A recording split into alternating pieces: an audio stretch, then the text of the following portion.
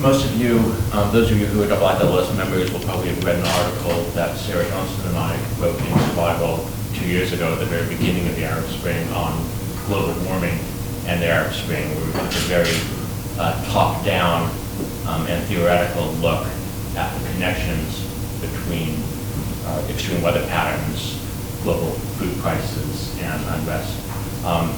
So we have talking today Dr. Troy Strindberg, who is doing a postdoc at Oxford, who at the same time was looking at the same issue from a more empirically based bottom-up perspective. Troy is a specialist in East Asia, has done a lot of field work in rural agricultural areas in China. And so he has been looking at the connection, the globalization of hazards from the point of view of climate hazards in Asia and their effect on the rest of the world. The format's going to be, Troy will talk for about half an hour about his research, and then we'll have about half an hour for what I hope will be a very stimulating question, answer, and discussion session. Thank you very much. It's great to be here. It's nice to be here speaking to a different audience. I'd be very interested in your perspective and some of your comments and your ideas. So talking about Chinese drought, bred in Arab Spring, it came out of my research in northern China, southern Mongolia, and really it's also about natural hazards, food security, and political stability. So some of the unforeseen linkages we might find become ever more present in today's globalized world. And I start with just a picture of Beijing from this year. Like much in China, it's often hard to understand what's going on or to read what's happening. Much is obscured. So this is one approach to looking at events in China and really what's China's role in our globalized world. So recently on BBC this weekend they had a special on China. We know many books have been written about the area, maybe some come from IISS. 674 books with China and power in the title. So that gives some idea of the world's really interest, maybe obsession with China, trying to understand what's happening, what's going on. I'm sure the rest of the world combined probably doesn't have 674 books with the word power and a stake in it. So from some of my own field work in 2011, you might be interested with I'll try and guess what the connection between these two pictures are. We have a dry river. There will be no swimming there today, certainly. And on the right-hand side, any ideas what this might be? This is the Chinese effort to shoot the clouds to make rain. So there's a big propaganda effort, you might say, in China to convey the idea that the government's busy addressing water shortage by making it rain. It's not well backed up by science, but it's something they like to do. And interestingly, when I speak in China in 2011, the Chinese audience thought it was a picture from Libya. And this summer they said it was from Syria, but actually it's from northern China. So the party shows the role of the state and their desire to portray their active engagement with what's important to the population. So there are many maps of China, and I'm going to start with an unusual one that perhaps you haven't seen. And this is a recently discovered map that was on a shelf of the Bodleian Library in Oxford for 350 years. So only 5 years ago, a researcher found it, unrolled it, and thought this might have something to tell us about China and its place in the world, both historically and I would say currently. It's been restored. It's called the Selden map. And the interesting thing is we can clearly see where the Great Wall is there, and that's really the heart of Chinese civilization is below the wall, centered on the central area in the east coast. And my research is in the Gobi Desert, the area beyond the wall. You see this great blank space, nothing happening. It's certainly China's external area, the periphery, and much of what we read about China, whether it's recently the Uyghurs, the Tibetans, things like that, the is actually beyond what China would traditionally consider its heartland. And even on the map in Chinese is written this phrase "barbarians to the north." So we have a clear idea of the separation between China itself and its near neighbors. So maybe it's being from an academic background, we like facts and figures, but there's some I just want to give you just to get some perspective on China, to understand how it deals with drought and events like that. So most of you may well know 22% of the world's population, only 7% of the water. So it's a real water scarce country. Also, distribution's a big issue. The majority of Chinese agriculture is in the north, while the majority of the water is actually in the south.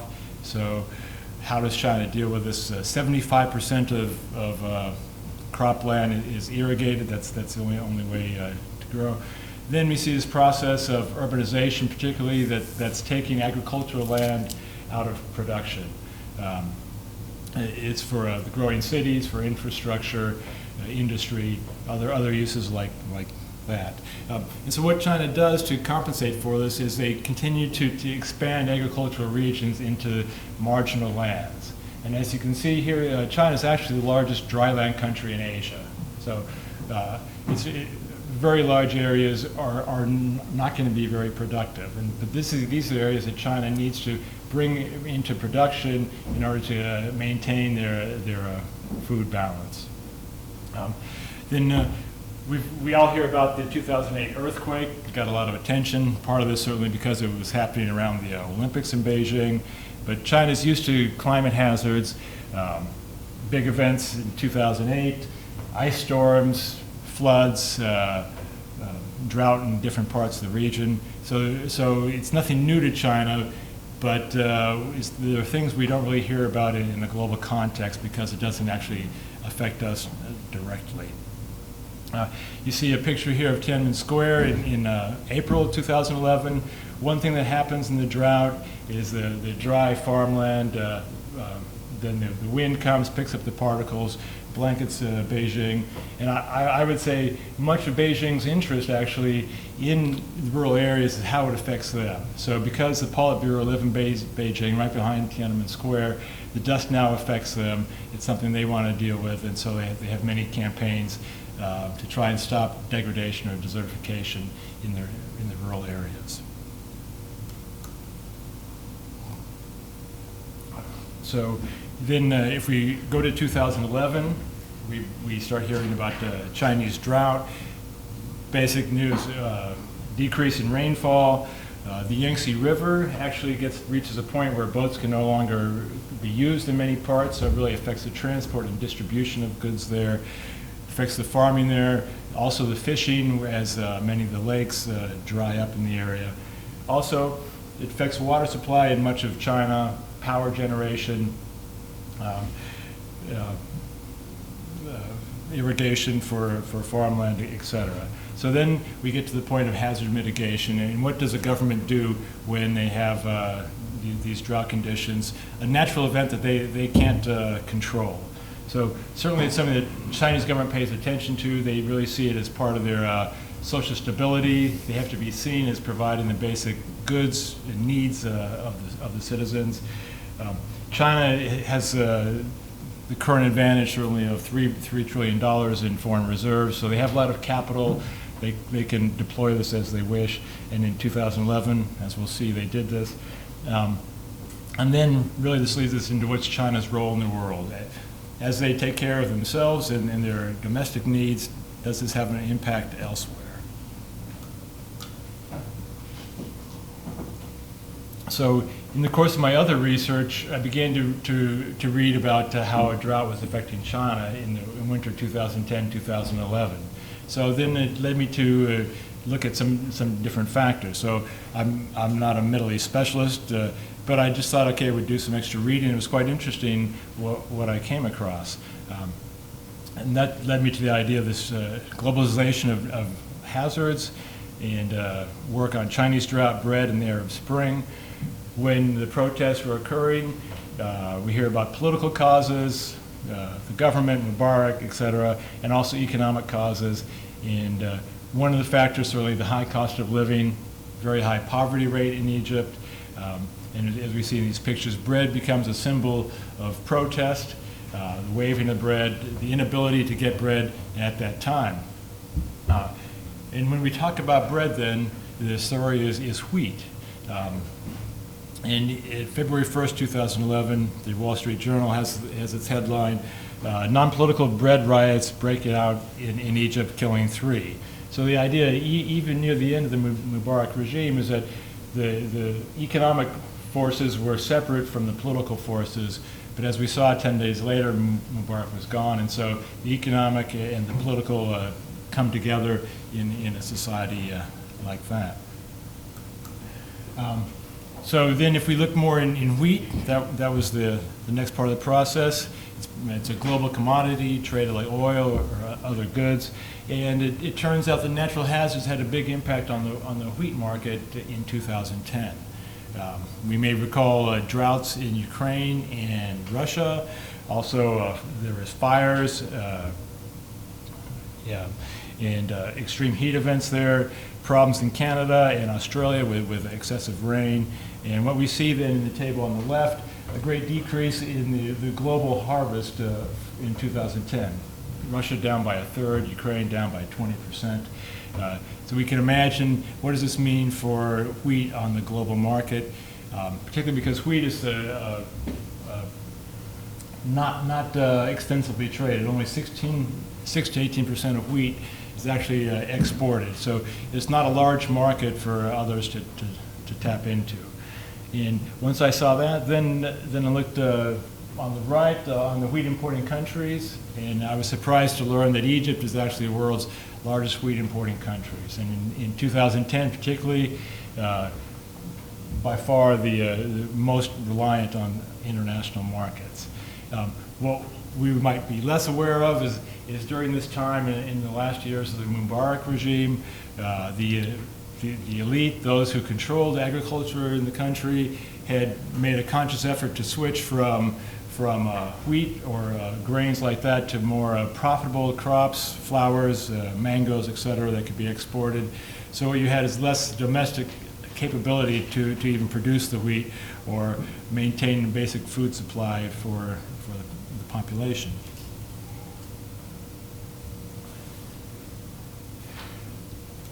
So then if we go a little bit further into Egyptian conditions, right off one learns that Egypt spends about 3% of its GDP on wheat subsidies. So it's just one item, and that's more than most defense budgets probably in the EU. So that's a huge part of the budget going toward wheat. And then the other factor is that in the country, about 1/3 of their calories actually come from bread. So the high poverty rate, the amount of money spent on food in Egypt, I was very surprised to see that they really are dependent on this one food stock. In 1977, there was a bread intifada when the government tried to reduce the subsidies. It led to 80 deaths and 1,000 people arrested. You might say early foreboding, perhaps, of what happened later. 2008, again, bread riots on supply. And by August 2010, because of the droughts, Russia banned all wheat exports, and that certainly hurt supply to Egypt. Also interesting to learn that the army in Egypt controls wheat distribution. So you can imagine where the wheat goes first and how it might slowly filter out.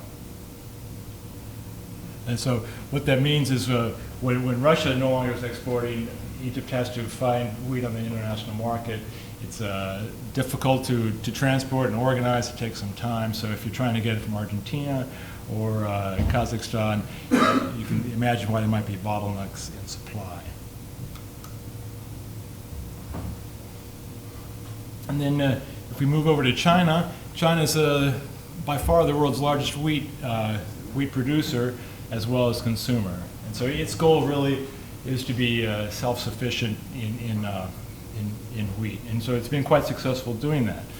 In November 2010 is the first signs that there's a lack of rain, and this causes concern to the government because winter wheat is 22% of China's production.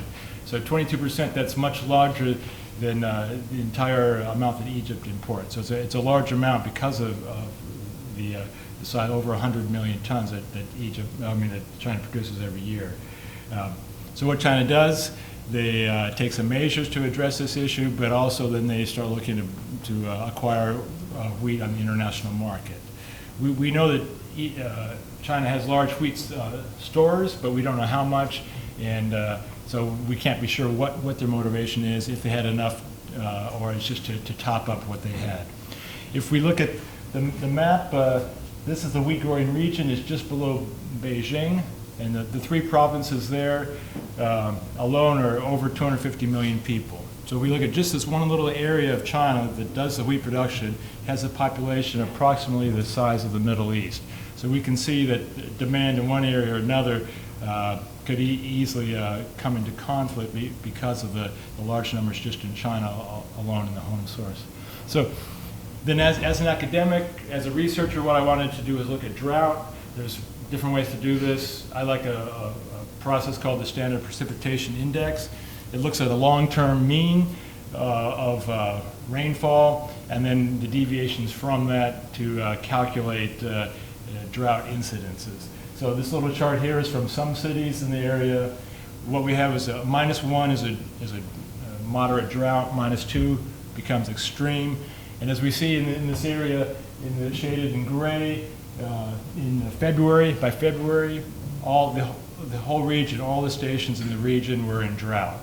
So it's not like just one area, or you can move water from one province to the next. The whole region is in shortage. And the number like 3, right on the line where it cuts at Bojo, an event like that's greater than 1 in 100 years. So it's just a unique time in China that it had such a deficiency right at this time. So mapping a larger area, then I expanded it out to the Central Agricultural region. You can see at a 3-month time scale, that would be December, January, February. You see that whole area in January experienced a severe short-term drought.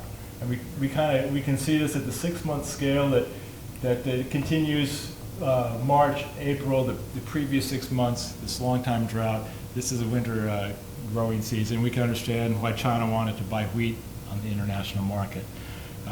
And because China's taking this wheat, we can understand how it might affect other countries. The drought, the worst in Communist Party history. The government spends billions on new water infrastructure, irrigation, new wells. There are even pictures of them trucking water into fields to distribute, to put on the crops.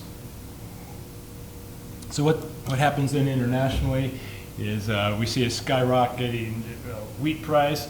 In summer 2010, we see a big jump because of conditions in Russia, Canada, countries like that. So already we've had one big increase, and then over the winter it jumps up to its highest in February. So we see a 220% increase in a short amount of time. Now, a country like China that buys a little bit on the international market, has reserves, can handle this. A country like Egypt doesn't have the same reserves, is less able to manage this, and we can imagine what happened there. Prices skyrocketed, went up 400% increases in bread, and then distribution became a problem. Even in Cairo, where everything is centered in Egypt, there wasn't good distribution in the various neighborhoods, and further out in the countryside, that also becomes a problem because the wheat's being centered in Cairo because that's where the protests are largest. Then, to broaden out from Egypt, if we look at the major wheat importers in the world, the top 9 are all in the Middle East. So it really points out how it's a water-scarce region. And 7 of these had protests in 2011 that led to fatalities. The only 2 that didn't, Israel and the United Arab Emirates, and you can notice they spend a much smaller percentage of their income on food. So they actually have money to pay when prices increase like that. A country like Egypt, 39% of the household income goes on food alone. So you begin to see how bread can become so important. How are they going to pay for the bread? First of all, it has to be that they need the supply. That's the challenge. And also in 2010, the Pew Research in China, they have a very optimistic view, or at least they state an optimistic view that they're happy with the direction of the country. Egypt at 27%, already there's great dissatisfaction, so it might be imaginable why protests started and how they might have escalated. So staying on the wheat theme in the Middle East, but branching out a little bit, I think this is relevant to how we perceive wheat and climate change and food supply in the future. Saudi Arabia is one example. In the 70s and 80s, they decided they wanted to be self-sufficient in wheat, much like China. Their problem is like this picture, they're in a desert, so it takes a lot of water, and so they need to use their groundwater. And by the 2000s, more recently, they've realized they need to make a choice between water for humans or water for agriculture. And so they've decided they need, first to have the drinking water. So what are their alternatives? Okay, first import wheat, other foods. So they have a huge desalination program, but that's very energy intensive. And even in Saudi Arabia, that's predicted to become an issue in the future. They have you might say supporting 5,000 princes may be a difficult government system. It may not be very efficient. They could certainly look at changing some government approaches. They have expanding population, both the birth rate and a very large immigrant population, migrants there, all needing water and food. So really, in climate impact, there's three possible things they need to pay attention to. And the first would be how's the climate going to affect Saudi Arabia? And if they're no longer trying to grow, then they'll be less concerned with precipitation. But then they need to think about their food supply. So where is the wheat, in this case, coming from? So you may know there's been a severe drought in the U.S. for the last 2 summers. So where these other wheat exporting countries, Russia, whatever, as we've seen, what will climate mean in these areas? If there's another drought in Russia, that will have some effect on the availability of crops for Saudi Arabia. Then the third one is, who are the other countries trying to import wheat, and what's the competition there? If China needs more wheat, I would argue that they're probably well placed economically, with infrastructure, with ships. They're probably better able to secure the wheat than Saudi Arabia might be. So then Saudi Arabia has to be aware of what's happening in China or Indonesia or these other countries that are also competing for the same limited goods.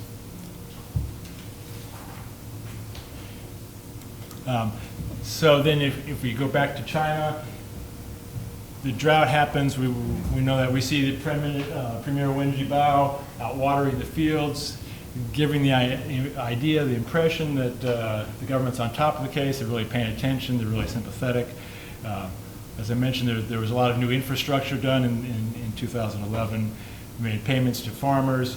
And interesting, there was discussion in the media about this. Many things don't appear in Chinese media, but the drought was talked about and acknowledged, and even for the first time there was the space to comment or debate on the Three Gorges Dam and how it might have affected what's happened in the Yangtze River Basin and the water supply downfield.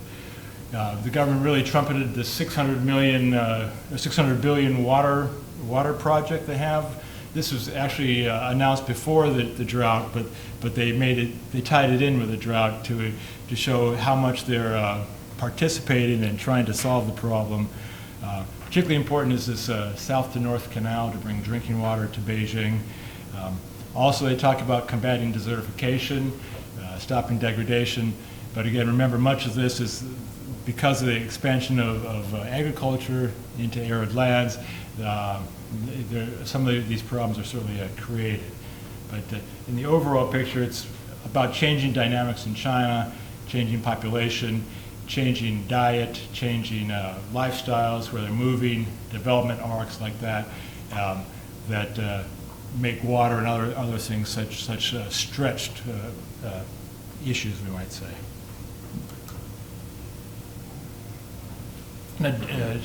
Just to go to soybeans for a minute, it's quite a different dynamic in China, but also very important globally.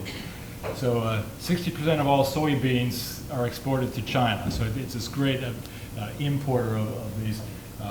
For some reason, it's not clear to me, they've decided not to be self-sufficient in soybeans. It could be as simple as not having the land and the water to do this. And that soybeans are greatly increasing in China. This year, it's a record crop demand. Of course, this is good for maybe a country like Argentina or Brazil. It's doing the exporting. The picture on the right, the little blue area shows this great increase in imports from China. So really, they're going to be exposed to soybean markets internationally because they're such a large player. And the green in the on the left just shows how much China really alone dwarfs the rest of the world in demand for soybeans. And much of this is because of changing consumption. Meat consumption in China has increased 4 times in just 30 years.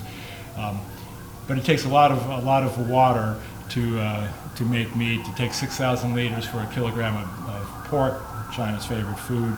So you can imagine in a water-scarce country, how will they do this, and really ties them in to the broader world. So to kind of wrap up, I'm going to cover a different issue on China. This is about China and the world, but the perception of China outside and its efforts to control this. Most of us are probably aware that a car crashed into Tiananmen Square a couple of weeks ago. The interesting thing, though, is some of the dynamics of this. The BBC, and Nick Gowan was in Oxford 2 weeks ago talking about this. Apparently this picture was on Weibo, which is the Chinese version of Twitter, for less than 10 minutes before it was scrubbed. But in that time it was forwarded to the BBC. They put it on the lead image for their news story, and then it gets 500 million hits.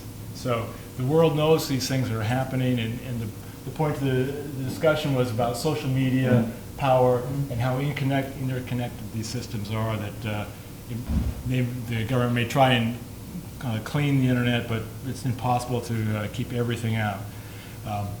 And if you looked at the Xinhua, which is the China media source, so the day after this big event in Tiananmen Square, the main stories are the Vienna Boys Choir and omnipotent women.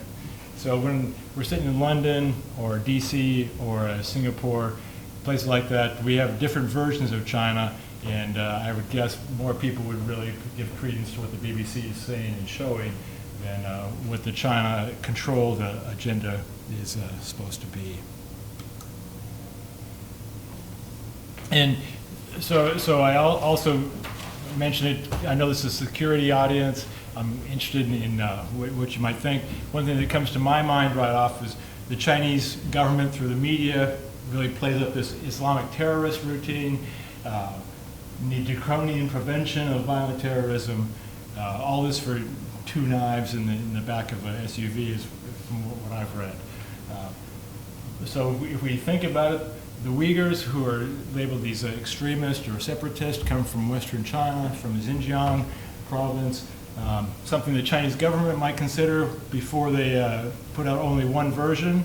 Certainly the government stresses a domestic audience, but there's an international audience as well for all this. The U.S. is withdrawing from Afghanistan. There's $4 billion in weapons being left behind in Afghanistan that also borders China and comes into Xinjiang. How secure will these be? China likes to trumpet the world's largest oil pipeline. Of course, it comes from Kazakhstan through Xinjiang. many potential targets in the green circle. And then the anti-Islam rhetoric, it might play well in Beijing. I'm not sure it plays well everywhere else, especially when the majority of China's oil comes from the Middle East, and we see that Syria's arming and training rebels that Saudi Arabia's arming and training rebels in Syria. We don't know what will happen in the future, but certainly it would seem to me maybe the government's inviting some issues that they wouldn't really need to deal with. And on that theme, I like to go to Chinese students. China's large, certainly. It has an international role. We see that in commodity markets or other things like that. I asked China, how many of the neighbors can they name? That's a difficult challenge to them. It's not really of interest to them. But China also has a big role in the area. I spent a lot of time in Mongolia, and they're really dependent on China for their goods, their food, commodities coming in, exporting their minerals, but they're definitely afraid of China. Part of this is historical. They're Buddhist. They see what happened in Tibet. They know that Russia and the Soviet Union protected them from China before. Now they're on their own.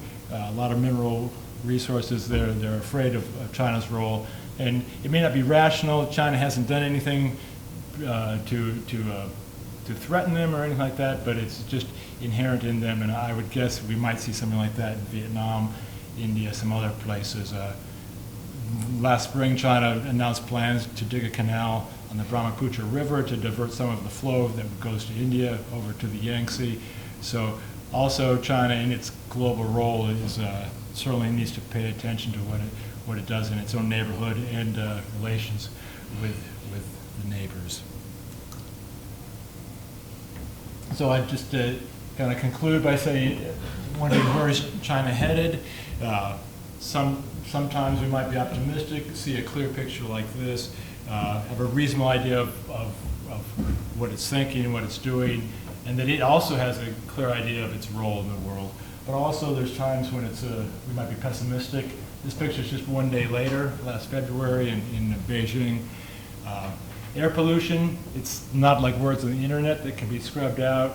Also there's water pollution, water supply, food security. They have many issues at home that also I think the international community doesn't always realize. They have many challenges, and they're doing very well with some of them. We would also struggle with many of the challenges they face, and of course we'll never know for sure where it's going. We're kind of outsiders watching as this unfolds. And I'd just like to say thank you. This is a typical village scene in Gansu, Western China, where much of this happens on a very local scale to great challenge to the Chinese citizens themselves. All right. Thanks. Thank you very much.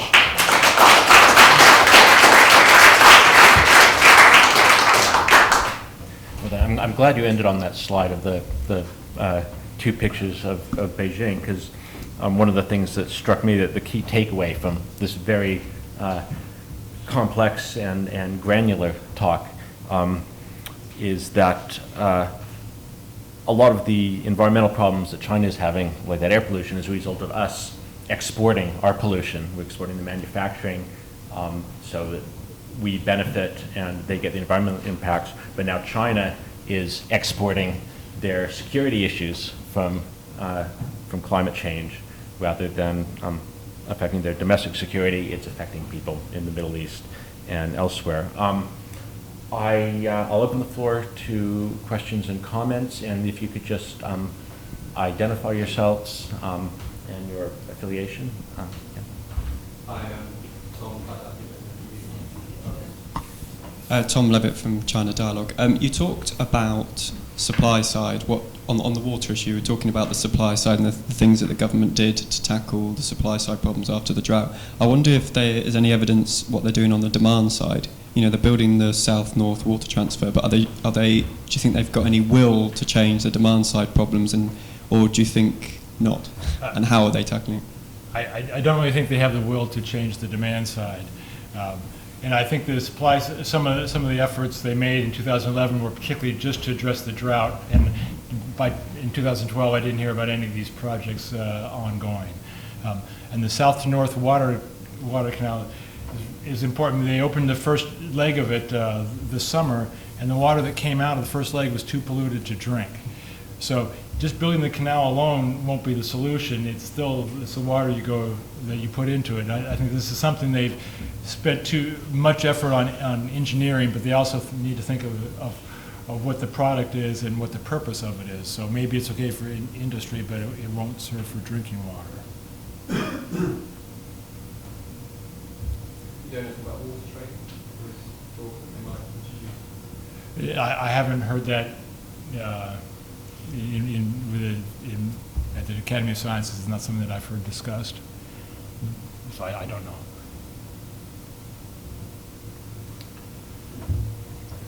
I'm not in any way a China specialist, but is it possible to bring some of the land in the south back into agriculture production? You say that most of it's in the north, where the water is in the south. Is it possible to bring some of the land in the south into production? I don't think there's much available. Part of the problem is the great population density. So basically 1.2 million Chinese live just in the central and southern belt. And so much of their area is dry land and sparsely populated. So I think it's already been exploited probably as much as it can. Perhaps it could be more efficiently done, that I don't know. But the great process of urbanization keeps eating up the farmland. So I don't think they have many reserves left to bring into production in the populated areas. And the second question, if I may, you mentioned the Brahmaputra. Are there agreements with India, particularly Pakistan, over the use of the waters which start in Tibet? Are they? I haven't seen any agreements, and it's most advanced on the Mekong River, where China's adding several dams to it, and there's a question about water flow downstream. Also, they're widening the Mekong, so because they're the most powerful player, they can do these things. India also more powerful than Southeast Asian neighbors, but India protests. I haven't seen any sign of agreement. And as you know, India and China still have some border disputes going on. And in China, a map of China will show parts of India as being part of China even today.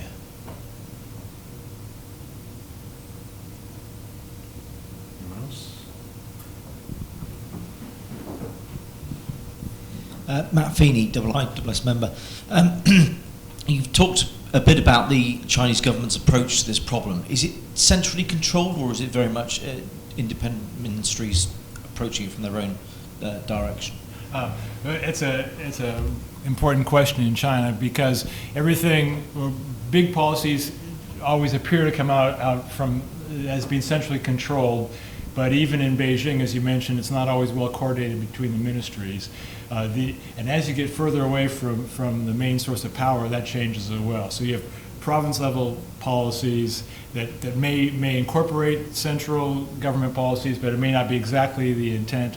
And then you get down to what you might say the districts or prefectures. It plays out much differently. So there's not near as much control as I expected. There's much control everywhere in China, but it's not all one policy everywhere. It's quite diverted by local interest, profit motives, other things like that make it almost unrecognizable. Even within the same province, you won't always see the same results.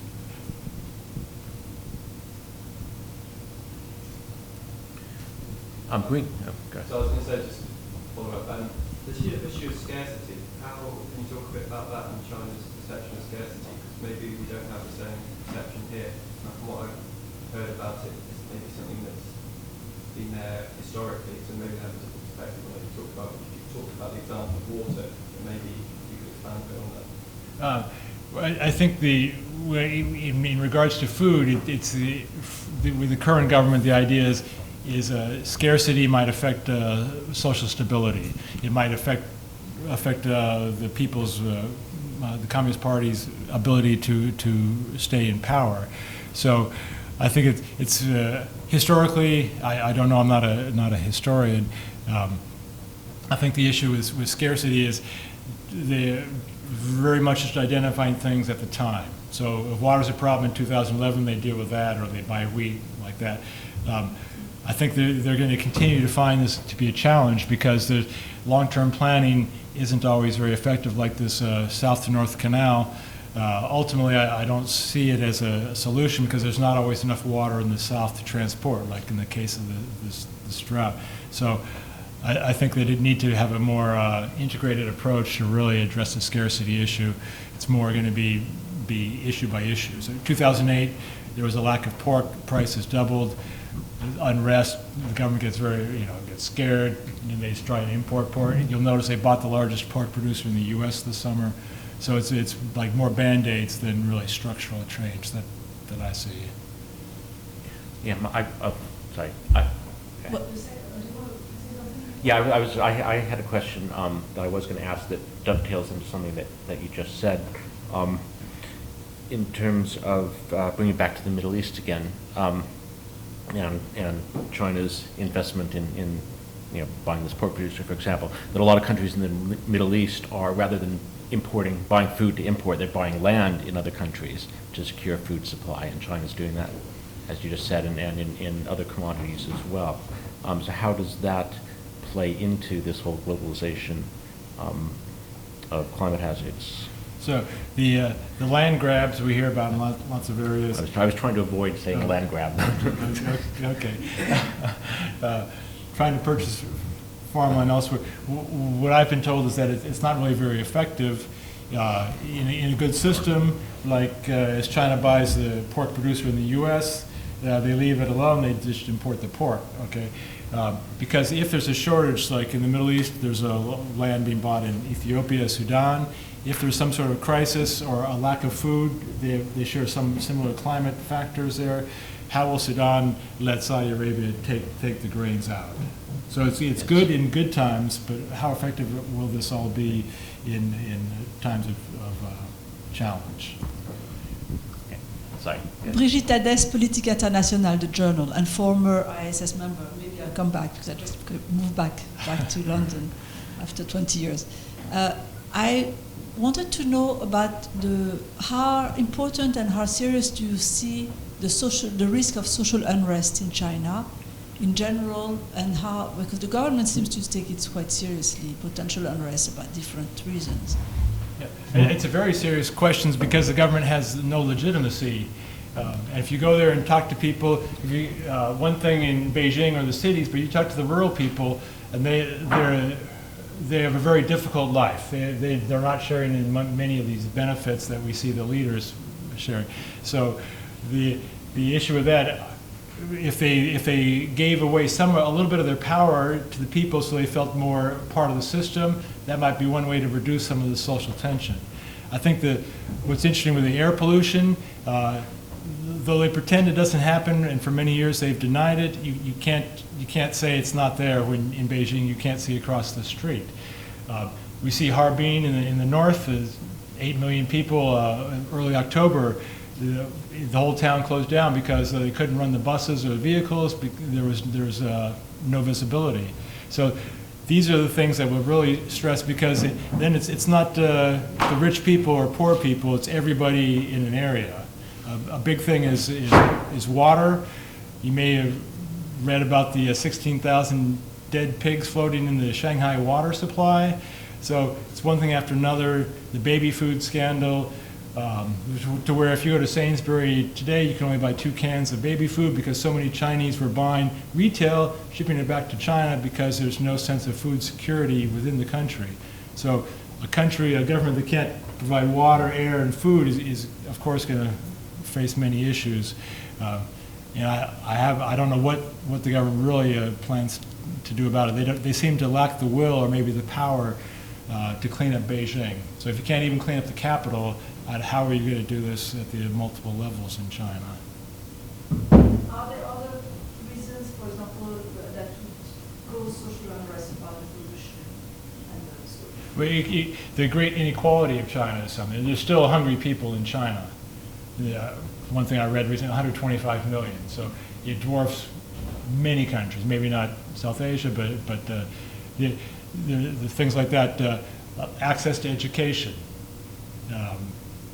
adequate food and adequate diet. And the thing that's much more connected, most people will have a mobile phone, so there's more flow of information that even though the government spends a lot of time and money trying to clean up, apparently you can't block everything, and even if you block it, there's still the idea that other things are happening that get out. The justice, like the Beaujolais trial, things like that. The most interesting I found out about his wife, Gu Kailai, apparently she's hired a body double to serve her prison sentence. And this is something in China you can do for $31,000 a year. So things that were unimaginable to us, but as Chinese know this, they get quite outraged, though they have no form of expression. So I think the government might want to find a few ways for people to express some of their frustration, and then maybe there'll be more cooperation. The real estate market's another one. There's great speculation. So a woman in China, young women in China say they can only marry a man who has an apartment. There's social pressure, family pressure. So many people are unmarried because the price of the real estate. They see that as a big social issue. And so there are many things like that in such a large society.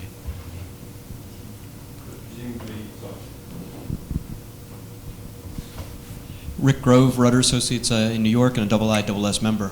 I am interested in your view on how two potential trends could mitigate these issues, in the next 10 or 20 years. One of them is demographics.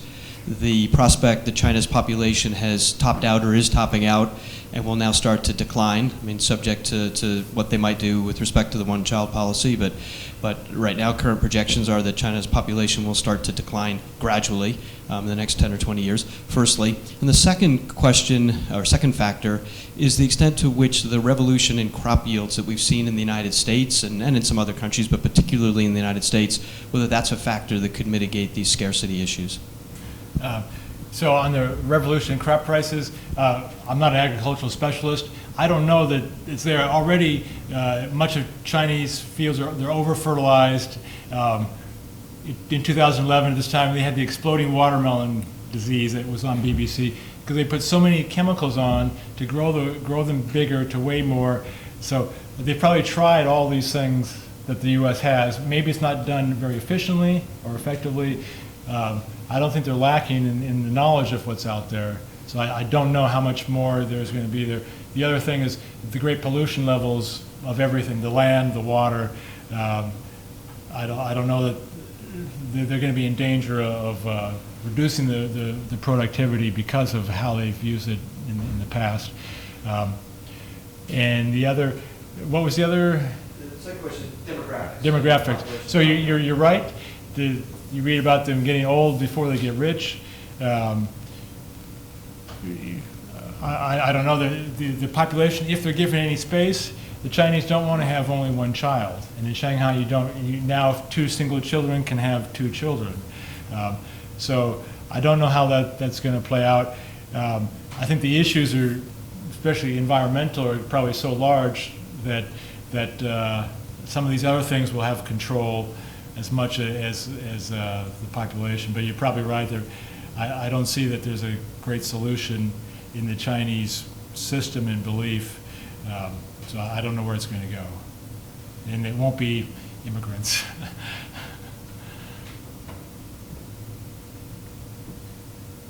Just one follow-up to the lady, I want to follow up to the lady's point. Do you see, you talk about Egypt and the Arab Spring there, do you see a similar situation ever likely in China? And where would you see the trigger point be? About the Tiananmen Square. They're supposed, yeah, in 2011 there was this talk of this Jasmine Spring idea, just people walking around, and so they couldn't be arrested. So there's something like that. I think it'll be more environmental, when you can't drink the water or something like that, or like the train crash, the high-speed train crash in 2011. That let people know that the government, everything the government says is one thing, but the reality is it's not all perfect, that there's great danger. So I think it'll be one of these unintended consequences that the Chinese government can't control for, some huge spill like they had up in northeast China in the 2000s that went into Russia, fortunately for China perhaps.